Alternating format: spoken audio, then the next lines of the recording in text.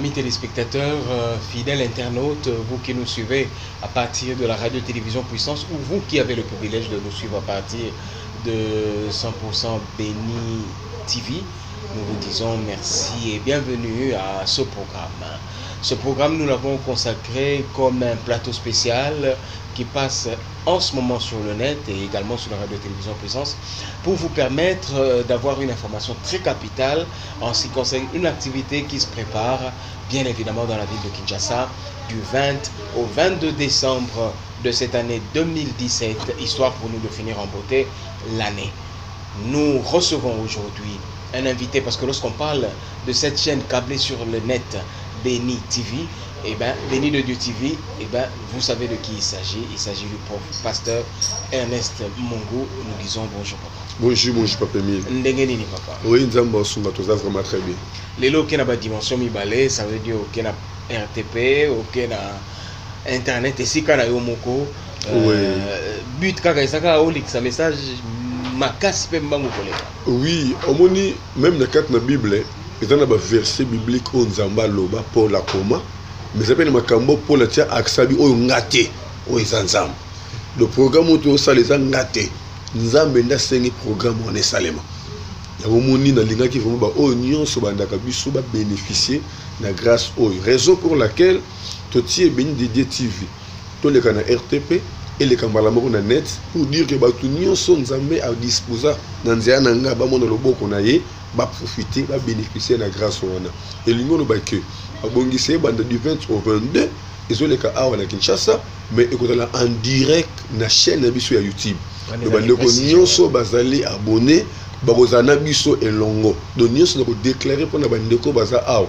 Yango pe bango bakozwa kona na étranger partout ce ka baza dans le monde entier. Très bien. Et c'est ainsi que finalement au memi batuna dimension asika et thème même y activité en Goana du 20 au 22 nouvelle dimension. Nouvelle dimension. Ça veut dire quoi nouvelle dimension? Donc nouvelle dimension, Malingi, tout comprendre dans un langage un peu très courant. Donc et l'autre est la dimension nango. Non, on a la dimension donc commerce n'a comme la dimension moko songolo. Libota na ngeta na dimension moko soto sali boto sala ka boy mumbongo nanga na comme na dimension ya ko somba ka marchandise boy na comme na dimension ya ko voyager ka na comme na dimension ya ko sala boy parce que dimension oyo komi nango nenzamba lobi alinga sala ngolo pour te ba vivre ce que dimension ya seka. Quand on parle de la nouvelle dimension, c'est qu'il y a eu l'ancienne dimension. Donc Zamba lingi ameka ko tombo la biso de niveau ya likolo par rapport à niveau tout ça nango. De mon bible besoin na âgé et que gloire ya temple ya mibale et les kamunene ko le gloire ya temple ya liboso.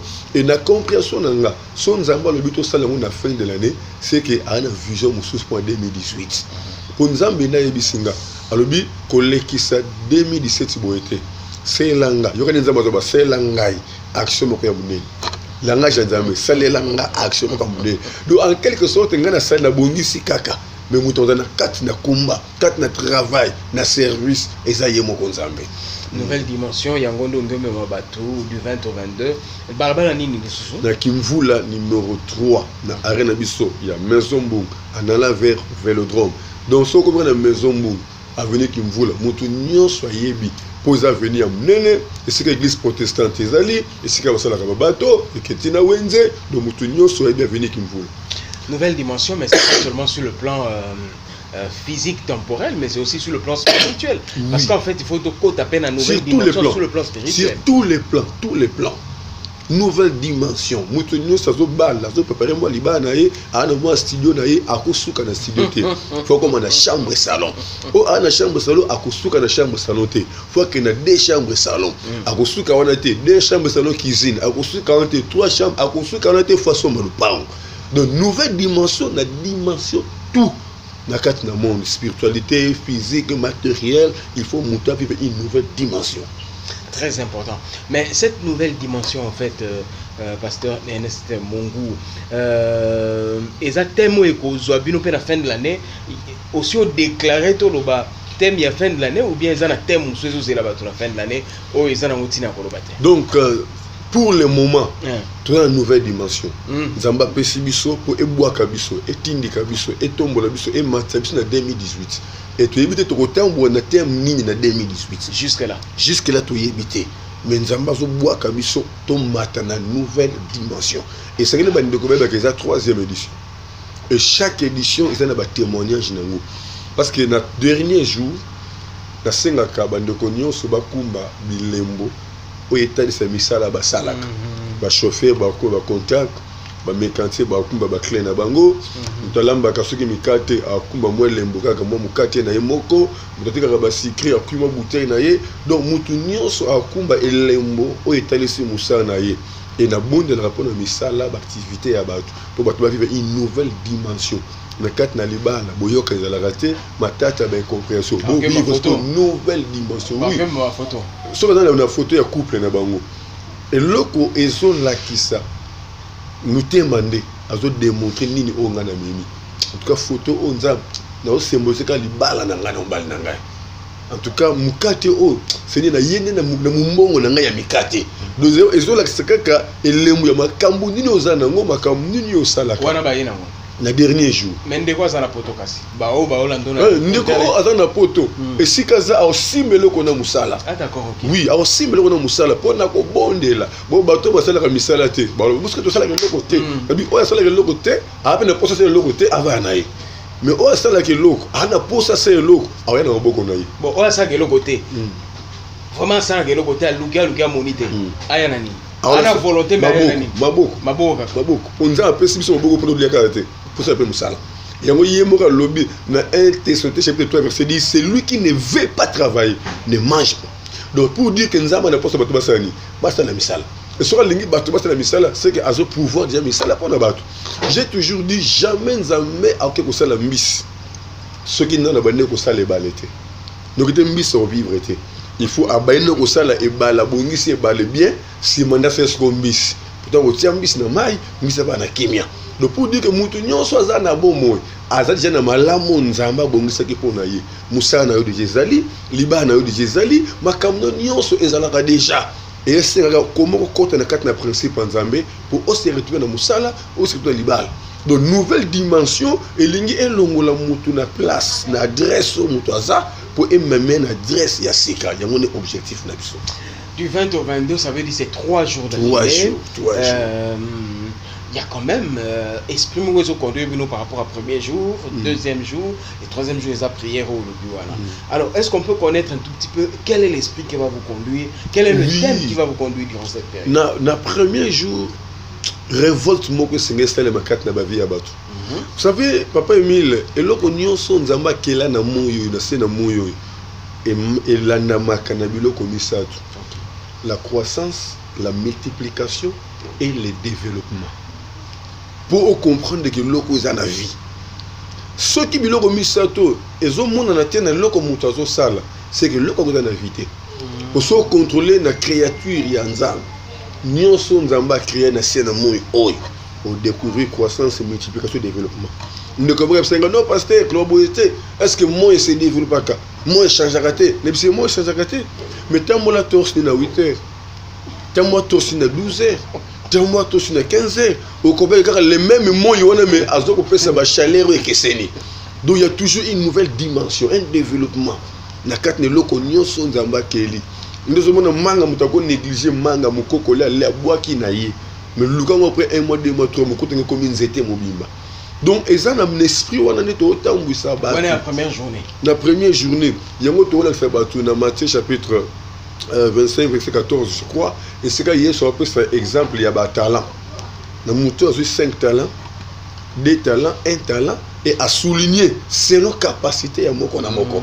Le pour dire que Togo Matabiso Nyon Sonzela mon côté, Togo Zonenge mon côté, Moutna Moutou, a une particularité naïe, a une capacité naïe, Nenzamba se pesa moko na moko ndambu naïe. Mais hier sur le but, et ça le coup là, papa on a fait ça qui beaucoup, on a des responsabilités dans la salle naïe, on a 5 à développer comme 10, il y a 2 comme 4, mais il y a moko qui ko bomba.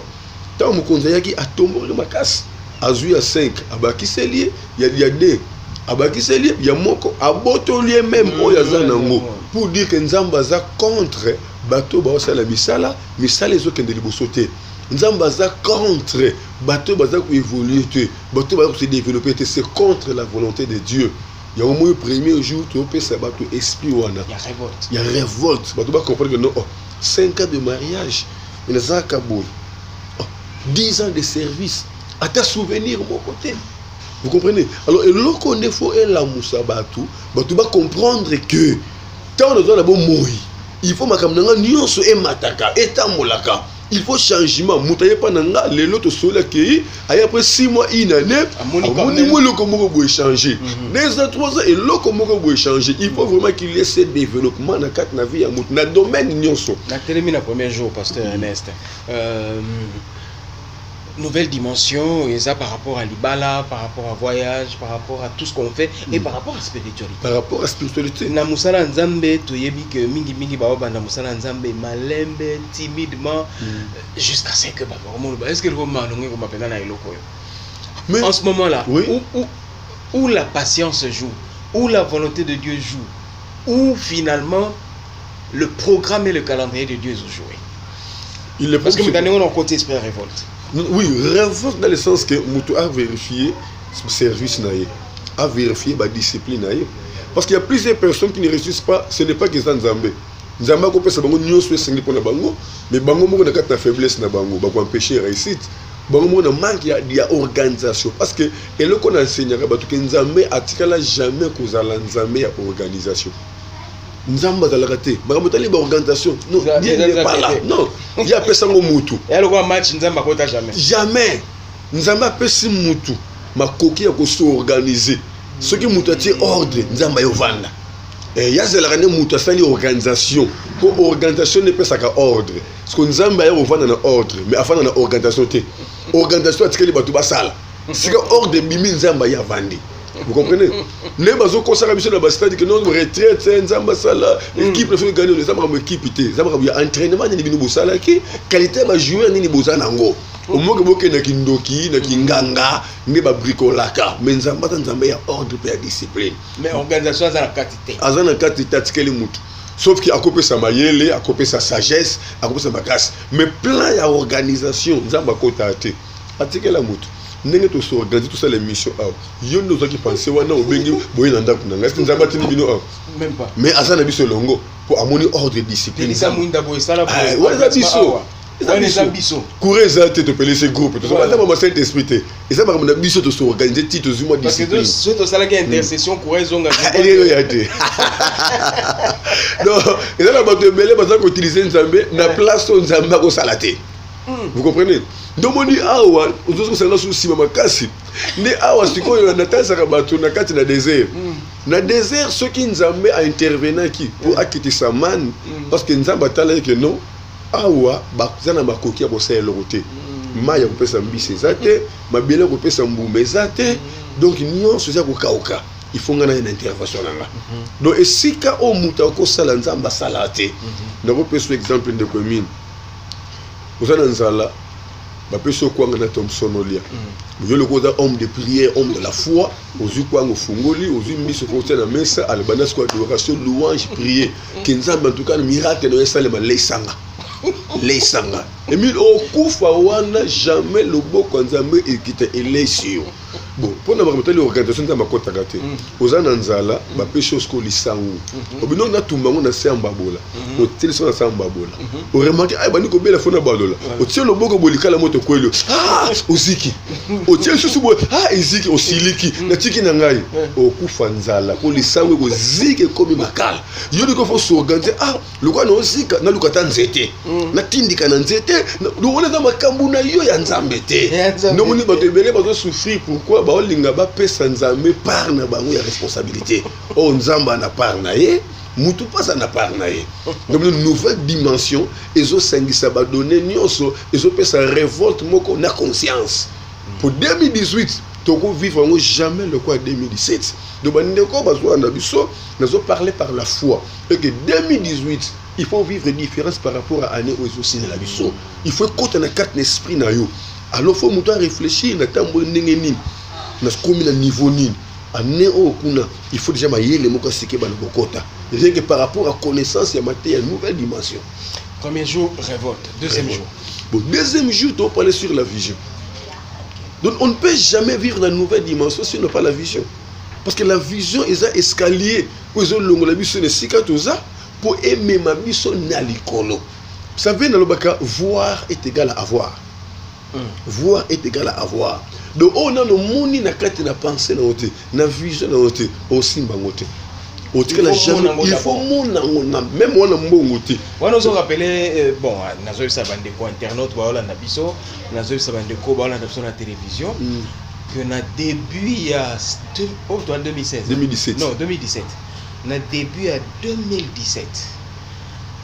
Mosal Nanzambe pasteur Ernest Mongu azole kana radio pe télévision RTP mais azole ta masolo bika mingi tena okota na internet oyeba ngo kala mingi tena otika bino wa kala mingi te mais azole kana RTP c'est dire so monaki na monaki déjà musika na monaki déjà musika donc soko moni na noté okoma te il faut mona nanu apprendre oya kokoma parce que lelo bato ebele bazo sambela ba na vision te.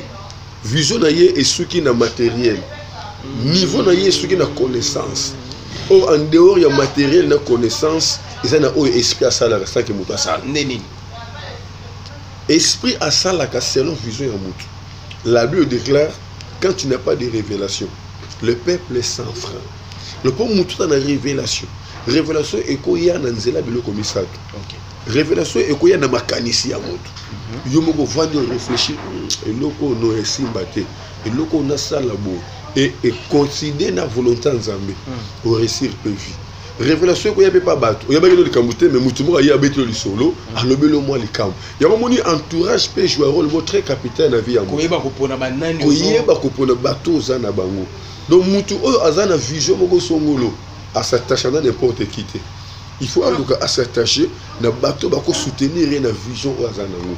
Netino zomona na Genèse 22 tant Abraham azwa ki révélation ya ko sacrifier moi na Isaac a boye ko continuer na ba serviteur na ye abino bino botika la ngai na moi to ki ko adorer si matoko zonga to so bino to kenanda pourquoi do atala ki bato so na mimi bango ba mona ki na oboma mwana ba okanganga vision na ngai ko s'accomplir te non tout ça maloba nzambe te malamu batika la donc pour dire que entourage peut se compter ma casse.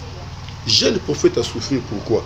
C'est parce que Azaki n'entourage de Mabé a yoki mungongo ya vieux prophète. Nzamba ebisingai to zonga olia. Moni siko tangwa zongi aller mais retour na ye balio balaye. Donc entourage peut se compter ma casse pour muta de révélation. Et troisième voie yimoko nzambe ne azoloba na biso azopesa biso révélation. Tantôt d'une manière tantôt d'une autre. Oui. Songe, vision. Nenenge tozoloba même na ba mariage, moi je l'ai toujours dit. Kubonga na kubeba ya mobali eso dépendre na moi sur côté là. C'est vraiment important. Le mariage ce n'est qu'un point de pénalité qui ne donne que des résultats. Ou bien au marquer ou bien au perdre. Voilà pour le on a donc nouvelle dimension de la focaliser onction est réservé na batunyo so bana activité moko songolo il faut ba monde apprendre changement total na cadre de la vie na bango. Oui, parce que ba couple belé a besoin de nouvelle dimension. Oui. Il y a des couples toza bato tozo gérer mabote belé monde entier. Pour les gens qui sont aux États-Unis, à Londres, en Autriche, à Paris, Belgique, en Allemagne, par-ci par-là. Et ça, il y a des couples, il y a des problèmes, il faut que nous intervenir, ce qui est très difficile. Mais tout le monde sur le Liban, il y a des gens qui sont bien, mais il y a des gens qui sont ratés. Nanda kwa zakana kimia te do makambo belé et batami na kati na via batu ya omona munoka mboka so balba maswe kantima mavonde lenza donc e batama na kati na motema ya mune bo makambo kidi ya omona ti ça na ti accent entourage ils ont joué rôle moko très capital et na kepe na kati na libala pe moi ça doit jouer rôle moko très capital au bas le pays a joué rôle moko très capital mais voilà on bala da visionnaire de to kendara miko simba basi OK basi na couple mo na zone na poto kuna ubala bimana ndaku anikisha mosi ndaku mais pendant que na bondeli pona mwasi papa besili na côté na sujet mobali nzambo azobana ke mobali kima eloko boka mukia kaka au moins ça que ko sala te et ko kima kimi diable a profité à côté voilà a effacé manger moi sanga ndelo koni bon c'est le qu'on a bon peut-être voilà et je n'ai pas pu mukala c'est qui c'est quoi yo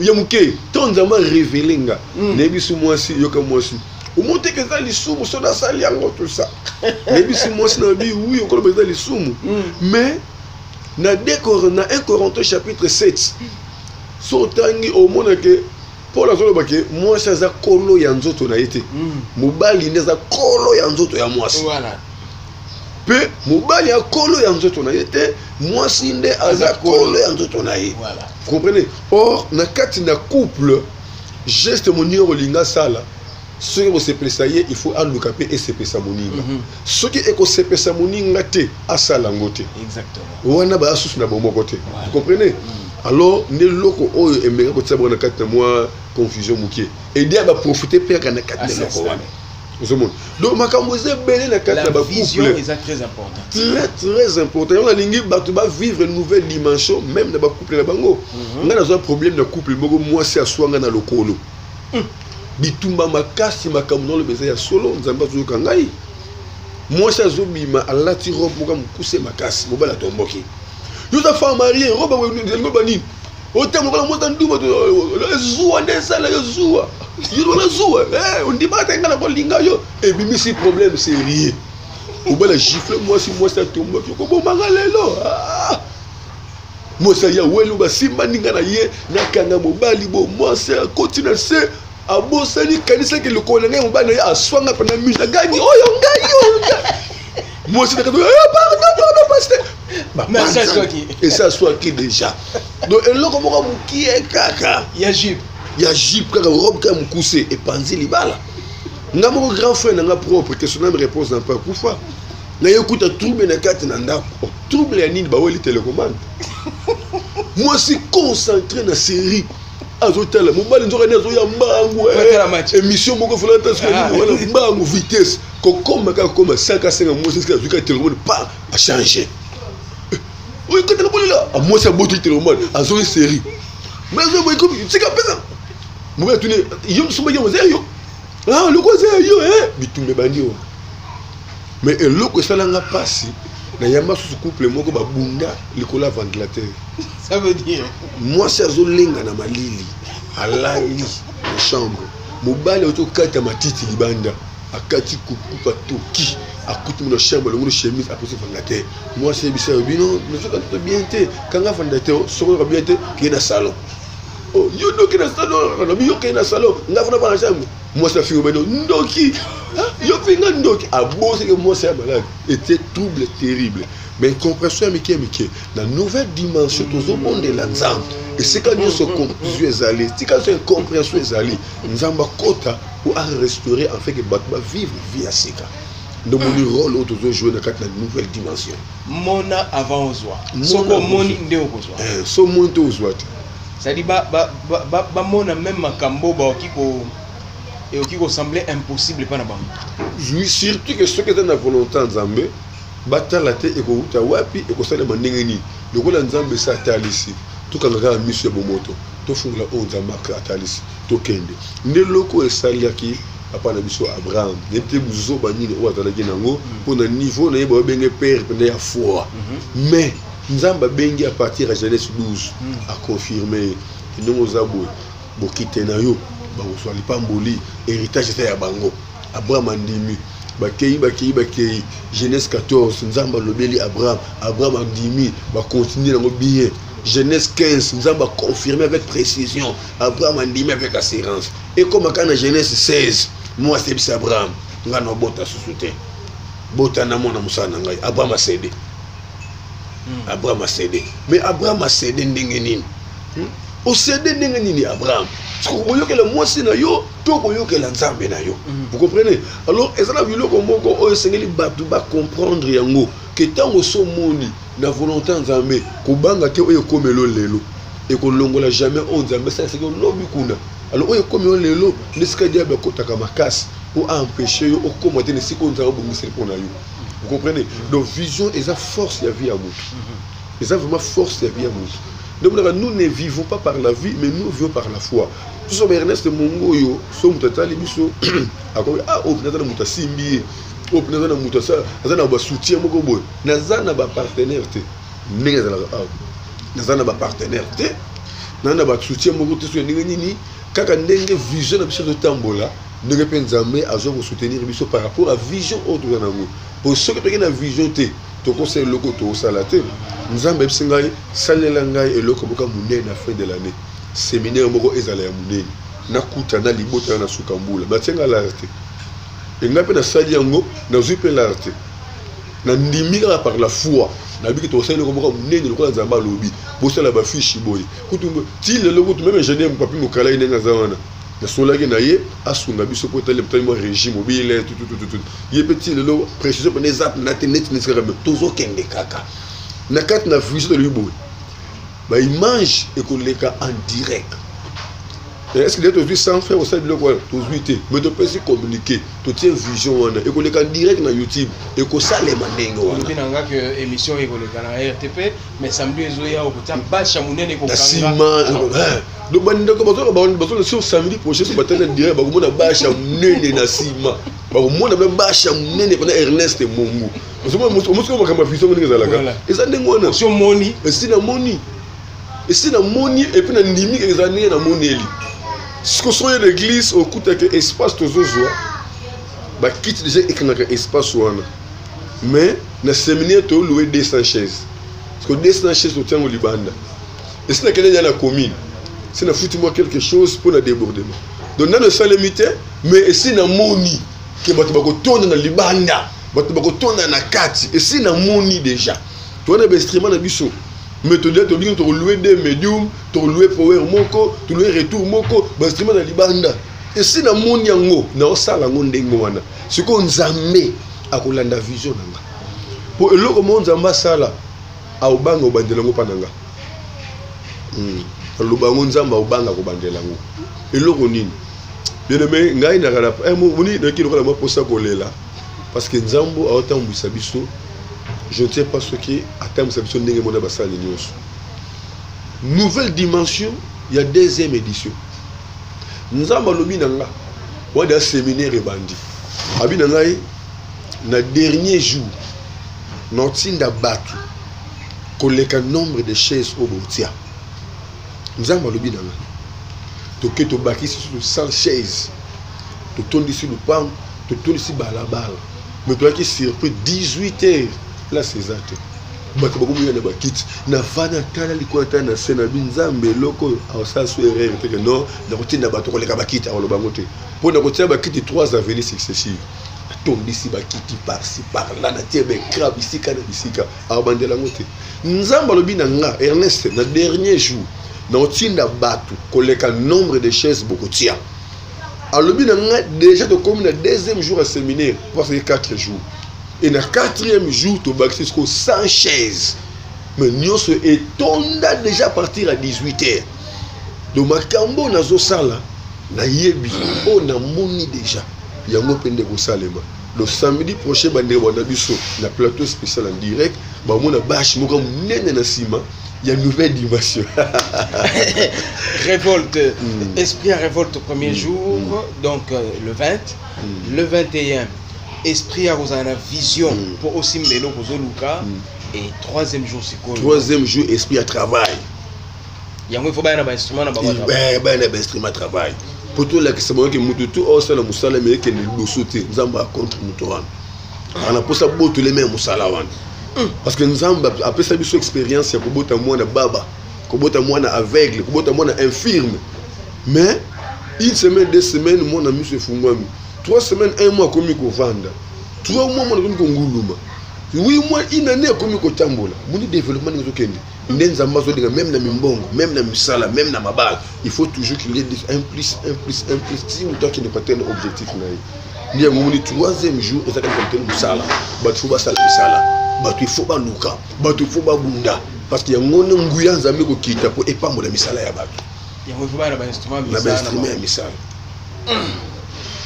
la forte prière des déclarations y compris pour Bandeko Basona Dabiso monde entier États-Unis Londres Bandeko États-Unis bazo kanga bamana so Mars bazawana Bandeko Belgique bazo kanga toute la Belgique bazé belé ba Marie-Jeanne ba Louise na Belgique ba docteur Jean-Marie Mapele ba tellement belé na Suisse qu'on a battu plein na France qu'on a battu donc monde entier bon on a relais en direct dans séminaire où on a prié ce que pour la misala ya batu monde entier ici ka bazali ici ka ba biso ba ko timba bilembo na bango misala papa Jean Marcos a remonté le boko en zabi ne kita et misala salem ba modi ba ouverture tout ça de 2018 va vivre une nouvelle dimension.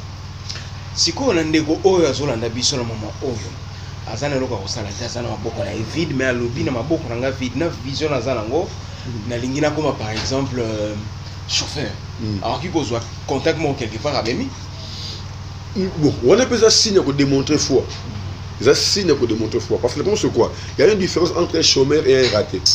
Un chômeur, c'est quelqu'un qui ne fait rien, mais il peut faire quelque chose de mieux après demain. Mais un raté, c'est celui qui ne fait rien et celui qui ne fera toujours rien. Mais je crois qu'il n'y a pas de ratés, il n'y a que des chômeurs. Alors, chômeur, il faut un espoir que le bec soit moussala. On peut se dire une idée à malade, qui me dit le côté, mais on a vision aussi le côté. À comme elle aimerait que par rapport à la vision, et miracle va se faire. Parce que nous avons mis des mots à disposer. Nous avons mis condiment. Attention oui, parce que le qu'on a développé bien. Toi, la nouvelle dimension, tu vas comprendre. Les amis, comme ils balaient à sandal dans les expliquez bien. Nous avons bengi Moïse a eu qui m'ont entendu. Alinga ya stop Moïse, le ngola sandal. Sandal les avis à pêcher. Il faut le ngola pêcher, aux avis à sanctification pour s'approcher devant Zambé. Nous avons une vision à comme ça Moïse, vaillant héros, guerrier pour la délivrance d'Israël et de l'Égypte. Mais à quoi qu'il y ait un faux azana musala moko bosto parce que nous avons ya kana nzela musala. Da tunu Moïse oh vous savez le moté vous avez nina oh na nzete nzete nina oh na musala na pela sala ko boka di boyele ko pesa direction di boyele ah na likamta na musala. Mais à partir de nzete wana nzamba bongo lengo comme instrument abeta na mayi bo mayi makila Égypte bakimi. Abeta na nzete boy baba ngungi baba nzoyi baye vous comprenez à quoi utiliser le comme société il faut alanda au mutoa nango na au mutoa salaka na ko ndima mutoa nango nzamba kota na nzela wana po akamusa mokele do bato ba oteka me banguba na bango nzamba ko kamusa mokele nguba wana bato ba oteka makala bato ba sala comme ça net na poto bato musu akenda ko kengela ka koko moko boy akenda ko kengela ka mwana moko boy akenda ko bilamba n'importe quel sala parce que Bible lobby tout travail coquer l'abondance. Tout travail, Proverbe 14, 23, tout travail procure l'abondance. Donc nous sommes ça quelque chose, le sang de ça, pour produire miracle dans la vie à Babébélé. Surtout quand nous sommes sur la RTP, nous sommes qui m'banse qui n'a nous sommes qui n'gasani n'a Gilles n'a Banda n'a Bombe wapi. Quand tu as notre niveau na hauteur, tu peux monnaie na hauteur, tu as la monnaie dans Zambé Kita, Yaka, na Moussa na yo. Tu as les bosses pour les militaires. Aïe na béré na yé, mais les policiers belé va témoigner, et belé va péter, et belé va détachement. Je vous dis franche vérité, il y a des témoignages par rapport à ces néo. Et surtout que nous avons mené notre vie et salé. Donc c'est que nous avons une programmation. Non, yé moko. Le qu'on a yé moko na senyamo. Bah moi on a pas mon sinon le babo dans la Syrie na mon ngate. Yé moko père ça ma. Donc vivre oui effectivement nous avons mené notre vie. Nouvelle dimension du 20 au 22 décembre 2018. Balabala Kimvula. Balabala Kimvula numéro 3, à la Maison Bongo, à Nala vers le drone. Voilà, adresse mon très facile à repérer. Et à partir de quelle heure jusqu'à quelle heure? De 16h30 à 19h30. 16h30 à 19h30. Vous savez pas, on a l'habitude de débordement, on se séminaire, on a rêvé, on a 21h.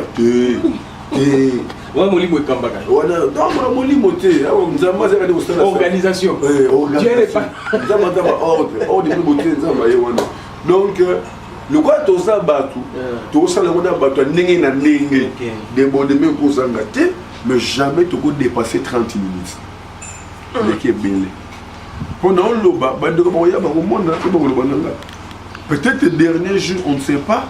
tant que bon, il y a pas de misala, et vous sous bangou, bah délinquance c'est ça. Parce que bah mi limo dit sur bah quand misala bah vendre quatre bah bima, bah bima mukolo.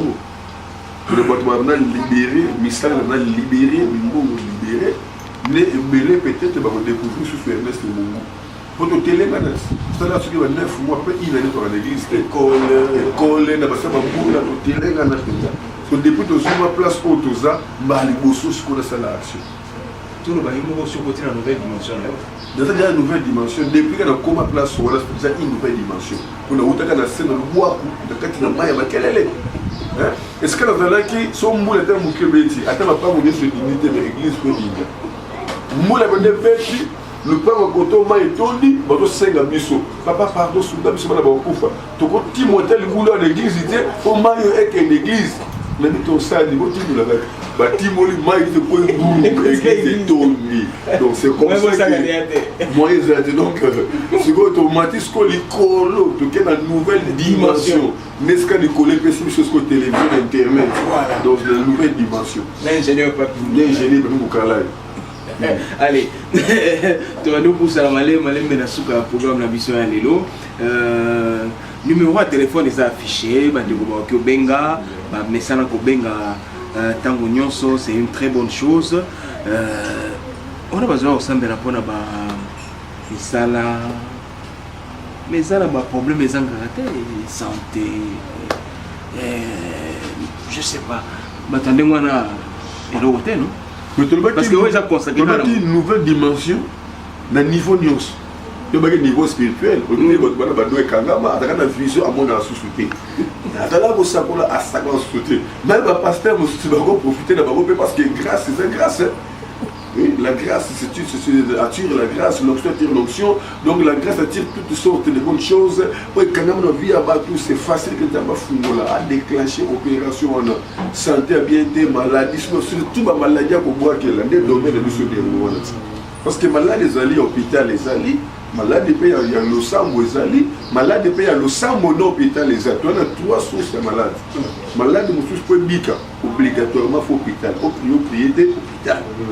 Malade mususu pour bika hôpital na place cité le sambo kaka les appels malade mususu faut na hôpital na le sambo donc catégorie sur bateau na baya mais tout ça na bande comment faire la sacrifice ya offrande premier jour il y a l'offrande de nyonso mo pour nzambe deuxième jour c'est la même chose mais troisième jour il y a l'offrande de chiffre 3 chiffre 3 et symboliser qu'on dit manayo et symboliser signe de biso il y a résurrection c'est la nouvelle dimension nyonso ya kala fu bongwama ya sikem sekwa ebimaka na vie ya bato o bakanga efungwama o bakunda epindolama au fond de chiffre 3 est démonté foi ya bandeko par rapport à musala o nzamba tosala 3000 francs 30 dollars 30 000 francs 300 000 francs 300 dollars donc ce témoignage moko ya frère na moko Oscar Mwanda bandeko belé ba yebi azalaka directeur de cabinet ya chancelier azaka na prison ya makala. Nous faisons le service de déclaration offrande à chiffre 2. Église Mobimba, ça va 2000. Il y a une prison, à la radio, à téléphoner à moi. Il dit que non, pasteur Mungo, c'est l'action il y a 5 offrandes à chiffre 2. Talabo, soit 200 dollars, c'est un enveloppe. Mais ça y a bon de répondre. Dieu m'est témoin, je gire devant mon Dieu. Ce témoignage vivant, toute l'église connaît. Quand je suis en enveloppe, tu as 200 dollars. Nous avons la prison, tu as 200 dollars. Tu as la liberté, tu as 2000 francs. Il y a la prière mystique. Le sang moderne. La prière a une autre dimension. Il y a une nouvelle dimension. Quand on a déclaré qu'il pour nos frères, l'objet de la c'est la prison à Sambate. Église et témoignage, Oscar Mwanda, Azana Kishasa, Banderobaye, Bakobenga Batuni. Abima na prison ya makala sanke asamba babenga na Oscar Mwanda zawa yo kota ndenge nini dossier ndenge nini alibima ki ndezonga abima na prison makala ko témoigner donc nzamba sala ma ndenge na ye sala délivrance ya papa moko ayoki bisuka na radio azawa na limité l'hôpital ba chinois faut basta la opération ya barre tama landi molimo nzambe touché abima na hôpital oh vraiment c'est l'opération de Tongo mais na pourquoi bima aya l'église non ni na za bolo yo ça na opération mais na yo ki pena mungongo na radio na ki molimo la musinga na yebonde na prière pour na papa on a eu un problème ya voix urinaire abane sous copiste na voix normalité na prière pour na ye abane ko zo à l'hôpital a comme na nzela le bumu ali posa masuba abenga na suba kati akika na sa nzete mo na kota sa po makelele akine ko se soulager boy poa poto bila ba uti baby akipe na hôpital minele batali ba non ce n'est pas possible et le comment que ça mina ko ti se mo radio batali échographie pas non c'est normal mais non c'est pas possible ton salé radio na butu makasi to malili ya makasi pour tous avoir résultat na ye na butu makasi ba cotiser na échographie batala boy voix urinaire pour déboucher na niveau beaucoup normal na ton ba BMC vers l'hôpital ba disparaître à zone normale aya bien l'église après ça témoignage à bina ba danse terrible kuto auto l'église est-ce que muto boy pena bota de ka boy est-ce que beaucoup personne ngai tena mbeta na mboka na biso donc ils ont belle ambassade ba vie ya batu de nouvelles dimensions yo te kotika bilembo moko makasi na ba vie ya batu eza ba ko ba ko lebisa na la poto internet na ba ko sur place ba ko mono loboko ensemble donc non loba pour na flatete na tsaba to ba image ya baté na loba di loba na nzambe ouais ko simba mandako ya nzambe akuta na ye c'est comme ça que nous prêchons c'est comme ça que nous faisons notre travail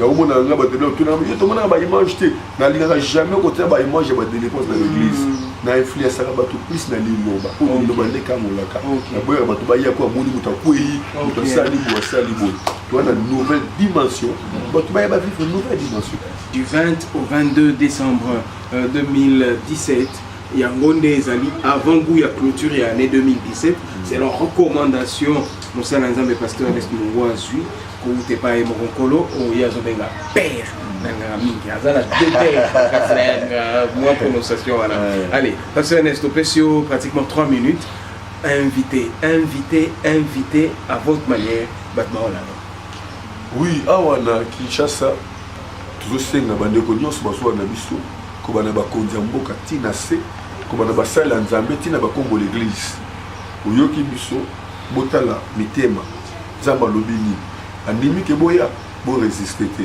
eza programme nzamba apesi biso pona mokili mobimba ba bénéficier na grâce de nzamba tika na biso donc toza wana na commune ya Kintambo na arena so maison mou anala vers Vélodrome to pe Vélodrome anala vers maison mou avenue Kimvula numéro 3 du 20 au 22 3 jours. Et ça, mercredi, jeudi, vendredi, à partir de 16h30, kino, 19h30. Mais je vous assure, soyez retard et à ma casse, on va dans l'Ibanda. On a 4 places pour la rater.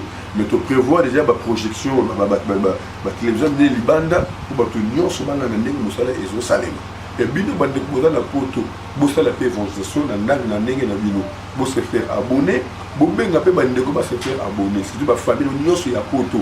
Nous avons en direct du 20 au 22. Tu vois, dans 16h30, nous avons déjà en direct à partir peut-être de 18h moins déjà. Vous êtes déjà en direct dans la ligne. Vous avez et je crois que nous avons un programme où mon côté là-dessus. Et 2018, tu as témoigné mes salons à partir de témoignage. Mais le mot David Lobaki, dans Psaume 118, verset 17, bien de beaucoup